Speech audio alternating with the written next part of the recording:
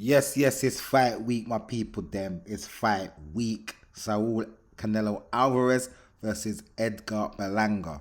The card is looking not too shabby, not the best, but not too shabby.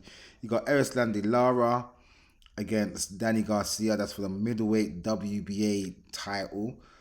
Danny Garcia hasn't. I don't think he's even had a fight at middleweight. The last time I know him to have a fight was when he fought Jose Benavides Jr. and that was at junior middleweight. So now he's fighting. He's gone up and he's fighting Erislandy Lara straight away, who's the WBA middleweight champion.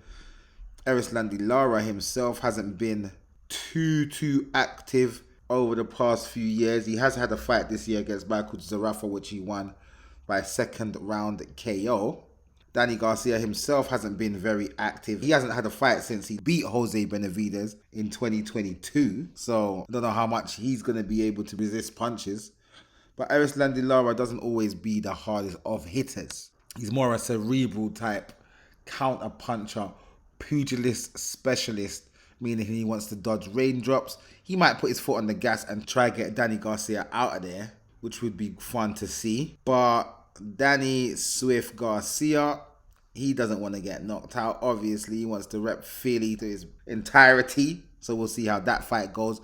I got Lara winning, even though Lara's older. I think he's been more active, which will give him less ring rust. So I've got Erislandy Lara winning that fight, as well as Erislandy Lara versus Danny Garcia. You've also got Caleb Plant making his comeback after losing to David Benavides last year in January. He's now fighting a guy called Trevor McCumbee.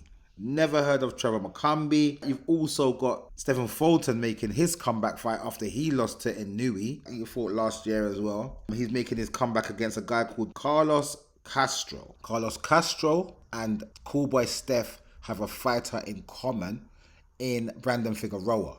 Now, when Brandon Figueroa and Coolboy Steph fought, it was a unification fight at bantamweight. Coolboy Steph had the WBC title and Brandon Figueroa had the WBO title. Or the other way around, whatever way it was for them two titles and they unified. And Coolboy Steph beat him. But Brandon Figueroa has beaten this guy who Coolboy is about to fight. So I see this as just a nice little tune-up for Coolboy, and he's expected to win. It's a comeback fight, so I see it as a fight that Stephen Fulton should win. But you never know in boxing, and I don't know much about Carlos Castro. Also on that card, you have Rolly Romero. I don't like Rolly, but he's making some sort of comeback. I think he's a waste of time, really. But the PBC have got these guys that they always roll out. Rolly's one of them at the moment, so he's going to have this fight against Manuel James. I never heard of him either. So this should be any fight I see Rolly in, I think he's going to lose. I can't lie. And I think if it goes the distance, some way, somehow the judges will find a way to give him the decision. So we'll see how that goes. You've also got Roman Villa. His last fight was a loss to Jaron Ennis. Jaron Ennis fought him last year, 2023. He was still interim IBF at the time. And it was the fight before this fight that he had with David Avanesian. Boots knocked him out. Not even TKO, it was a straight KO in the 10th round. So Boots knocked him out. He's making his comeback also. And he's fighting against someone called Ricardo Sales Rodriguez. So 19-2 with 2 draws should be a good little scrap. I don't know nothing about this Ricardo Sales Rodriguez guy, but that's okay. It's a boxing event with all these fights on the card. Then you got a couple more filler fights on the card, but the main event is Saul Canelo Alvarez against Edgar Berlanga.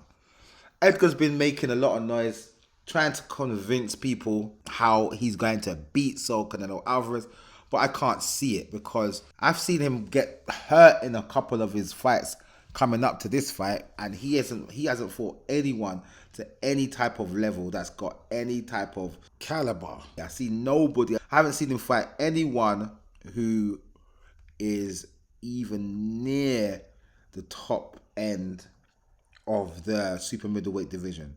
I ain't seen him fight nobody, no contenders. And I see him get touched up by guys like Steve Rose. Steve Rose hurt him. I see Marcelo Caceres. He touched him up. He gave him a bit of jelly legs in one of them rounds in their fight. So I haven't seen him do anything to really say that he's a proper contender. So, I mean, apart from a puncher's chance, I can't see him having much of a chance because his style is so tailor-made for what Canelo does. I've seen Canelo hurt a lot of guys that fight like this guy, and this guy is not even as good as the guys that Canelo's beaten. So the way this guy is a boxer, puncher, that I don't see much head movement, and I see when he gets touched to the body or touched to the head, he reacts terribly. And Saul is about countering guys these days. He's about countering, making you miss, making you pay, and with power shots. Everything's a power shot with Canelo these days.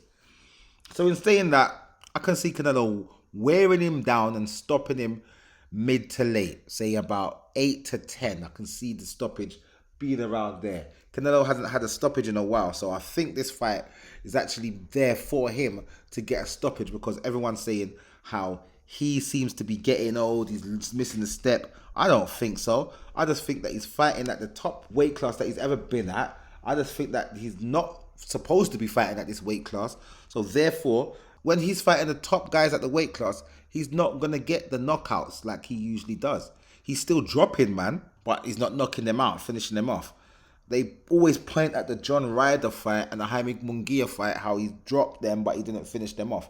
Something tells me that he was kind of coasting in these fights, not really putting himself really out there to stop a guy in those fights. Those guys were not disrespectful to him in the build-up. And so it seems to me that Canelo kind of has respect for certain people and he doesn't want to really do much damage. He'll just win the fight, make sure I'll get you a knockdown to give me a bit of separation, and then I'll just coast my way to the end. I don't think he's lost a step at all. I just think that these guys are a lot more durable than he's used to. Plus, he's kind of sometimes taking his foot off of the gas to not really finish the fight early, and it then eventually goes the distance.